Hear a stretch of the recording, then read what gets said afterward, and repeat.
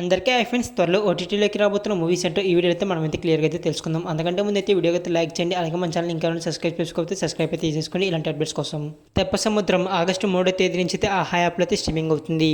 భారతీయ YouTube 2 ఈ movie అయితే కమల్ హాసన్ గారు అయితే హీరోగా అయితే నటించారు. ఈ మూవీ అయితే ఆగస్టు 9వ తేదీ నుంచి అయితే నెట్ఫ్లిక్స్ అయితే స్ట్రీమింగ్ అవుతుంది.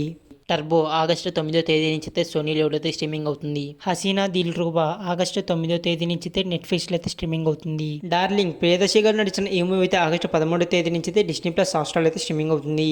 వీరాంజనేయులు విహారయాత్ర ఆగస్టు 14వ తేదీ నుంచి అయితే ఈటీవీ విన్ యాప్లో అయితే స్ట్రీమింగ్ అవుతుంది. రాజాకార్ ఆగస్టు 15వ తేదీ నుంచి అయితే జీ5లో అయితే స్ట్రీమింగ్ అవుతుంది.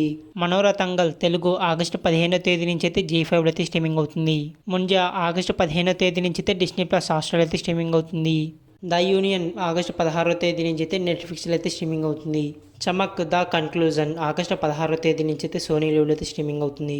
కల్కి 2898 ఏడి ప్రభాస్ గారు నటించిన ఈ మూవీ అయితే సెప్టెంబర్ 6వ తేదీ నుంచి అయితే అమెజాన్ ప్రైమ్ వీడియోలో అయితే స్ట్రీమింగ్ అవుతుంది.